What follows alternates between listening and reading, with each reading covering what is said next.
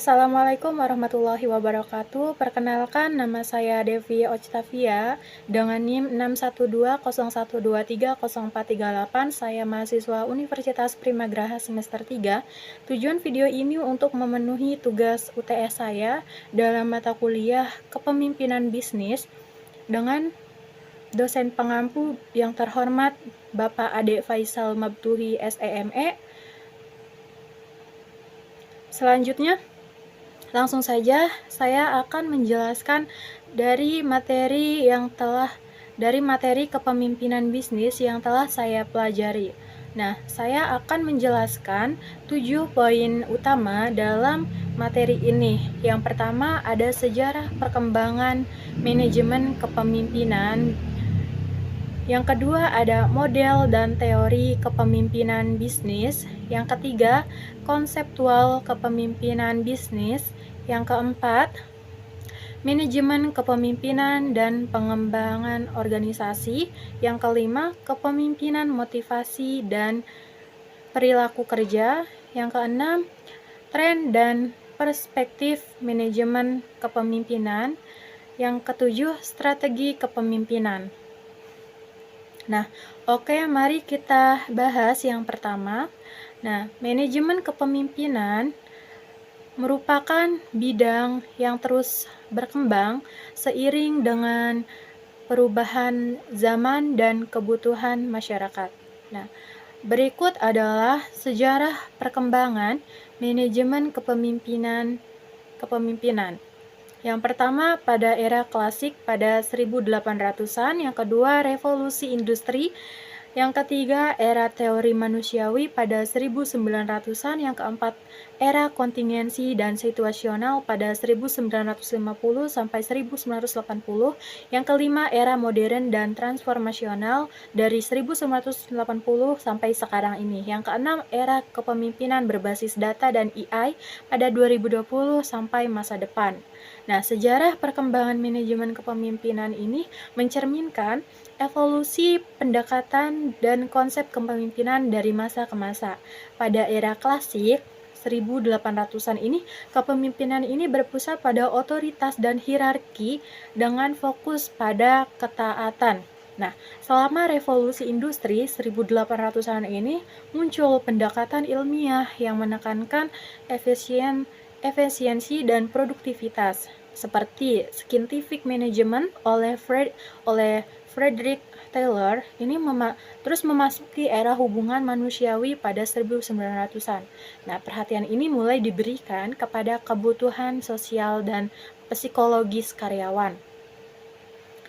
Dengan eksperimen Hawthorne oleh Elton Mayo dan teori X dan Y oleh Douglas MC Groger menjadi kontribusi utama. Nah, pada era kontingensi dan situasional pada 1900 sampai 1980 muncul teori bahwa efektivitas kepemimpinan ini tergantung pada situasi, seperti model kontingensi Fiedler dan model kepemimpinan situasional Hersey dan Bernhardt. Nah, pada era modern dan transformasional 1980-an sampai sekarang ini, kepemimpinan itu diharapkan mampu menginspirasi, memberdayakan, dan mendorong inovasi dengan teori kepemimpinan transformasional dan servant leadership menjadi itu dominan. Nah, di era terbaru yaitu era AI dan kepemimpinan data driven 2020-an itu teknologi, kecerdasan buatan, dan data menjadi elemen kunci dalam pengambilan sebuah keputusan yang strategis. Nah, seiring berjalannya waktu, manajemen kepemimpinan ini terus berkembang untuk menjawab tantangan zaman. Nah, dengan menggabungkan aspek manusiawi dengan kemajuan teknologi demi menciptakan organisasi yang efektif, inovatif, dan berkelanjutan. Nah, terus kita masuk ke materi yang kedua, ini model dan teori kepemimpinan bisnis. Nah, kepemimpinan bisnis ini merupakan salah satu faktor kunci dalam keberhasilan suatu organisasi. Seiring berjalannya waktu, berbagai model dan teori kepemimpinan ini telah dikembangkan untuk menjelaskan bagaimana seorang pemimpin dapat mempengaruhi dan mengarahkan timnya menuju tujuan bersama. Nah, mengapa sih penting mempelajari kepemimpinan bisnis ini? Nah, dengan memahami perilaku pemimpin, dengan memahami berbagai model kepemimpinan ya, kita dapat mengidentifikasi gaya kepemimpinan yang efektif dalam berbagai situasi. Terus ada meningkatkan kinerja tim. Nah, penerapan model kepemimpinan yang tepat itu dapat meningkatkan motivasi, produktivitas, dan kepuasan kerja anggota tim. Terus membangun budaya organisasi yang positif tentunya. Nah, kepemimpinan yang baik itu berperan penting dalam menciptakan lingkungan kerja yang produktif dan mendukung pencapaian tujuan organisasi itu.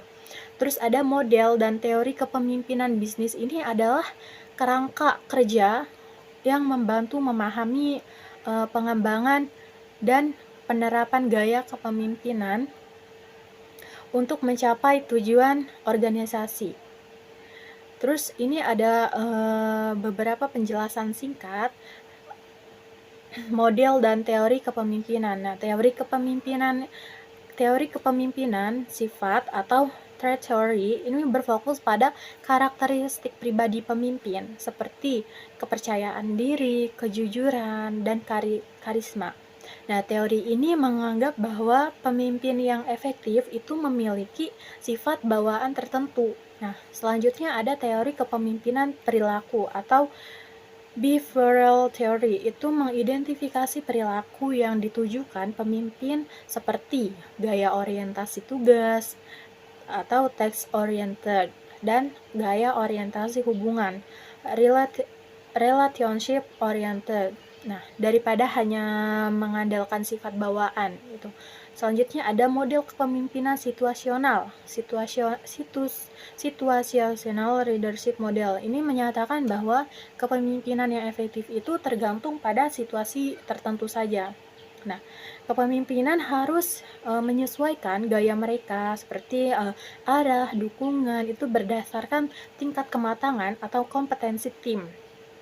Nah, kepemimpinan transformasional leadership ini menekankan pada inspirasi, motivasi, dan transformasi pengikut untuk melampaui kepentingan pribadi demi tujuan bersama gitu. Terus kepemimpinan ini sering memotivasi dengan visi yang kuat. Nah, teori kepemimpinan transaksional atau transaksional leadership. Nah, ini fokus pada hubungan transaksional antara pemimpin dan pengikut atau bawahan. Nah, berdasarkan imbalan dan hukum untuk mencapai tujuan. Serta ada model path goal theory, itu menjelaskan bagaimana pemimpin dapat memotivasi pengikut atau bawahan ini dengan memberikan arah, dukungan, dan menyelesaikan hambatan untuk mencapai tujuan. Terus teori kepemimpinan karismatik atau charismatic leadership ini menggarisbawahi peran karisma pemimpin dalam mempengaruhi dan menginspirasi pengikut. Nah, terus ada teori kepemimpinan servant leadership. Ini menekankan pada kepemimpinan yang memprioritaskan kebutuhan pengikut atau bawahan, berfokus pada pelayanan, pengembangan orang lain, dan kontribusi kepada komunitas atau perusahaan. Nah, model kepemimpinan authentic leadership ini menekankan pentingnya pemimpin menjadi diri sendiri, bertindak dengan integritas, dan membangun hubungan yang berdasarkan kepercayaan.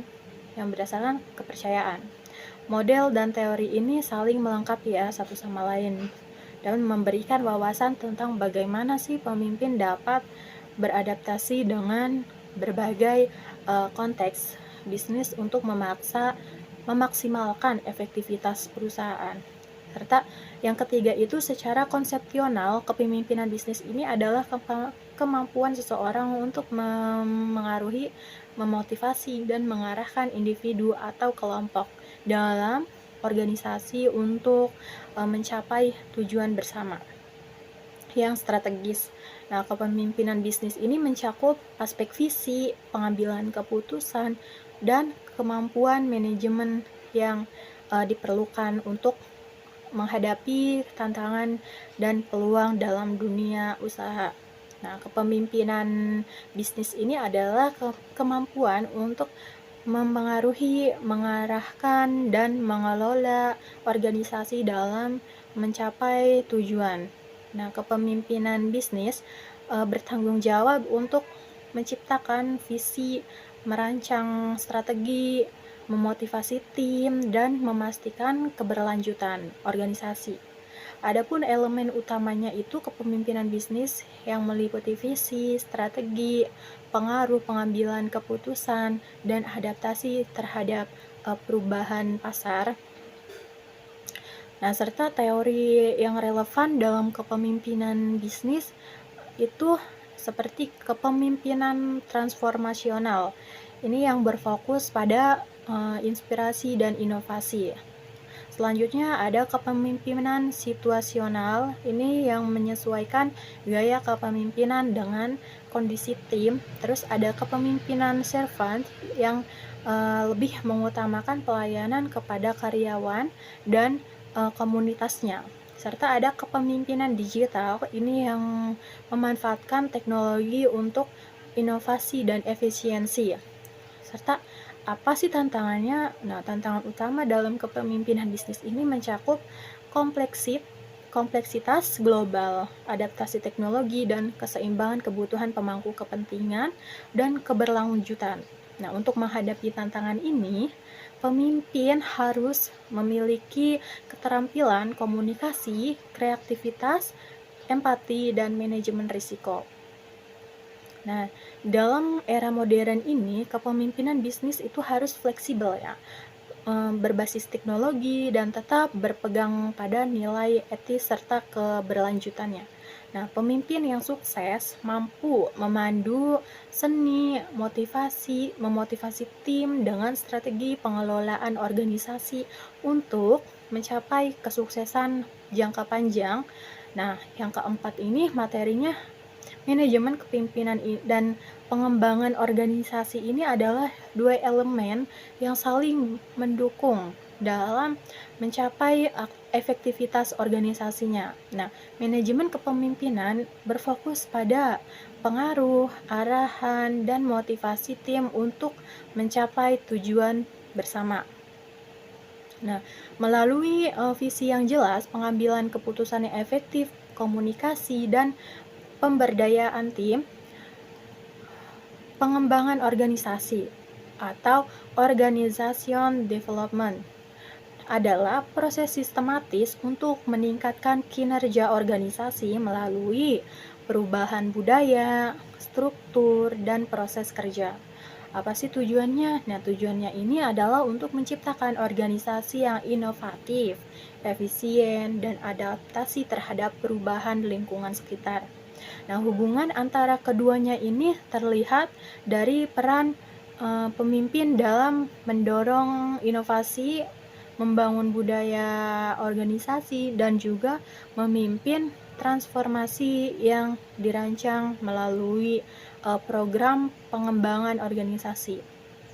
Namun, tantangan seperti resistensi terhadap perubahan ini, kompleksitas global, dan kepemimpinan yang tidak efektif itu dapat menghambat proses ini ya. Jadi strategi untuk keberhasilan mencakupi ini, komunikasi itu harus terbuka untuk mengatasi resistensi. Nah, serta pelatihan dan pengembangan karyawan, kepemimpinan kolaboratif yang melibatkan semua pihak, serta evaluasi berkelanjutan untuk memastikan keberhasilan perubahan.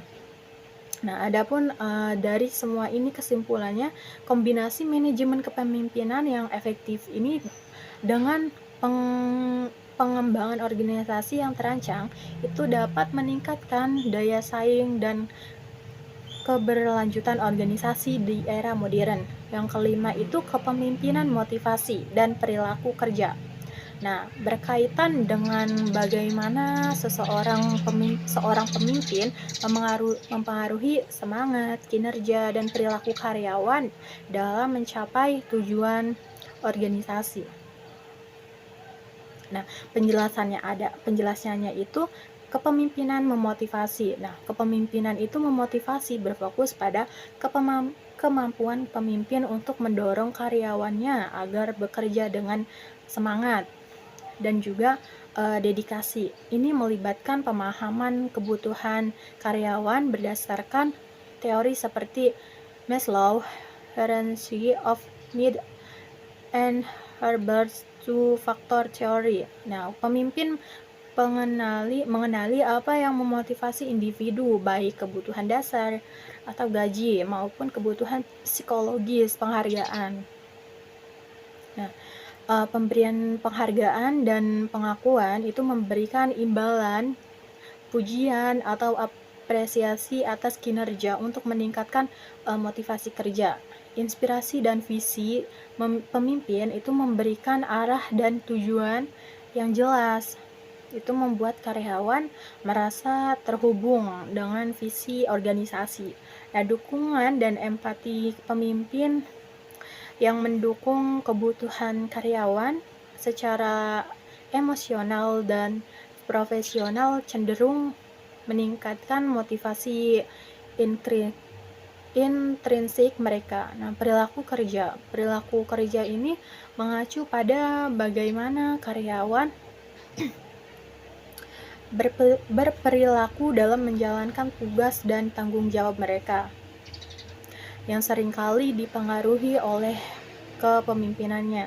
Nah, kepemimpinan ini dapat mempengaruhi perilaku kerja melalui teladan positif. Pemimpin yang menunjukkan kerja keras, disiplin, dan integritas dapat mendorong karyawan untuk meniru perilaku tersebut ya. Nah, terus ada penguatan positif, menerapkan pendekatan seperti penghargaan atas perilaku yang diinginkan untuk memperkuat kebiasaan kerja yang baik. Serta lingkungan kerja yang mendukung ini, pemimpin menciptakan budaya kerja yang produktif, inklusif, dan kolaboratif untuk mendorong perilaku kerja yang positif tentunya. Klarifikasi harapan dengan komunikasi yang efektif. Nah, pemimpin harus memastikan bahwa setiap karyawannya ini memahami peran, tanggung jawab, dan juga target kerja mereka. Hubungannya ini, pemimpin yang berhasil memotivasi karyawan cenderung menciptakan perilaku kerja yang lebih baik, seperti peningkatan produktivitas, kepuasan kerja, dan loyalitas terhadap organisasi. Kombinasi motivasi dan pengelolaan perilaku kerja ini adalah kunci keberhasilan dalam mencapai tujuan organisasi. Yang keenam itu tren dan perspektif dalam manajemen kepemimpinan. Ini terus berkembang seiring dengan perubahan kebutuhan organisasi, teknologi, dan masyarakat.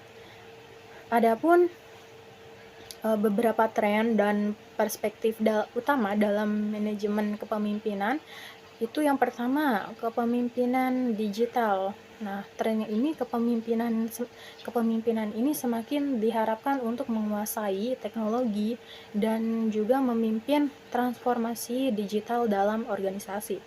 Perspektifnya ini, pemimpin harus memahami betul data, memanfaatkan teknologi untuk efisiensi, dan juga mendorong inovasi berbasis teknologi. Kepemimpinan berbasis nilai, ini tren berfokus pada integritas, keberlanjutan, dan juga tanggung jawab sosial. Ini semakin penting ya. Perspektifnya ini, pemimpin harus berorientasi pada etika, transparansi, dan juga nilai-nilai yang relevan dengan kebutuhan masyarakat modern. Selanjutnya ada kepemimpinan kolaboratif. Nah, ini struktur organisasi yang lebih datar, mendorong kerjasama lintas fungsi. Ini perspektifnya pemimpin menjadi fasilitator yang memberdayakan tim untuk mengambil keputusan dan bekerja secara otonom. Yang keempat ini ada kepemimpinan adaptif. Nah, ketidakpastian global ini seperti perubahan ekonomi, pandemi, atau krisis iklim menuntut fleksibilitas perspektif. Pemimpin harus mampu beradaptasi dengan sangat cepat ya, berpikir kreatif dan juga membuat keputusan strategis dalam kondisi dinamis. Serta yang kelima ini kepemimpinan inklusif. Nah, tren keberagaman dan inklusif menjadi prioritas dalam banyak organisasi. Perspektif dalam kepemimpinan ini harus menciptakan lingkungan kerja yang inklusif untuk mendorong kreativitas, keterlibatan, dan loyalitas karyawannya. Yang selanjutnya kepemimpinan transformasional. Trennya ini kepemimpinan dituntut untuk memotivasi dan menginspirasi karyawan untuk menuju tujuan yang lebih besar. Perspektifnya ini berfokus pada inovasi, perubahan budaya, dan juga transformasi organisasi untuk menghadapi tantangan masa depan. Selanjutnya ada kepemimpinan berbasis data, dan trennya ini keputusan berbasis data ini atau data driven decision making ini menjadi kunci keberhasilan. Nah, perspektif ini pemimpin harus mampu menganalisis data dan mengambil keputusan strategis yang sangat akurat ya. Nah, kepemimpinan kesejahteraan well-being leadership ini meningkatkan perhatian terhadap kesehatan mental dan kesejahteraan setiap karyawan. Nah, perspektifnya ini pemimpin yang peduli dengan keseimbangan kerja, hidup, dan kesejahteraan karyawan akan meningkatkan produktivitas dan kepuasan kerja.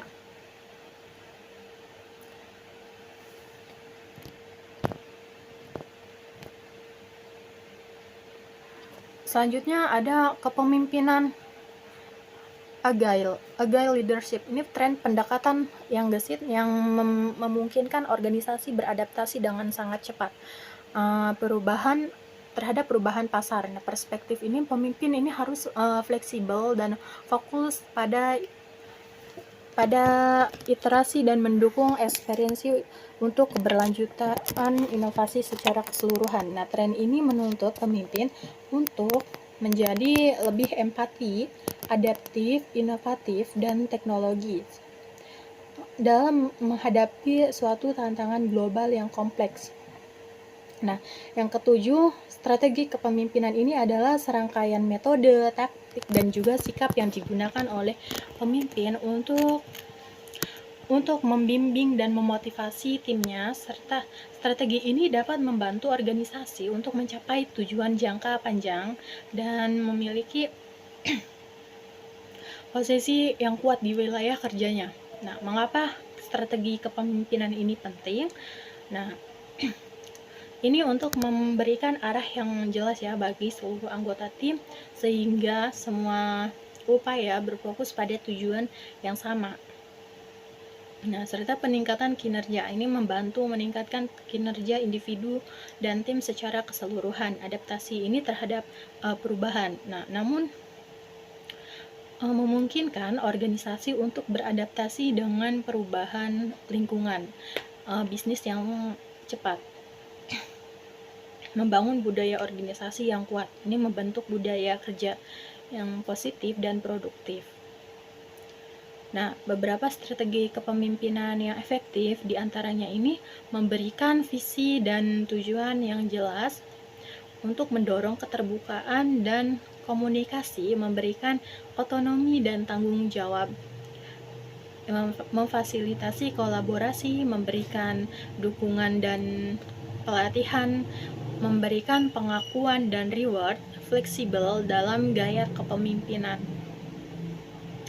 Mengembangkan keterampilan komunikasi, memberdayakan dan mendelegasikan tugas mengatasi konflik dengan bijak. Setelah itu, pemimpin yang terlibat secara langsung dalam tugas tim itu dapat menciptakan ikatan yang lebih kuat dengan anggota tim.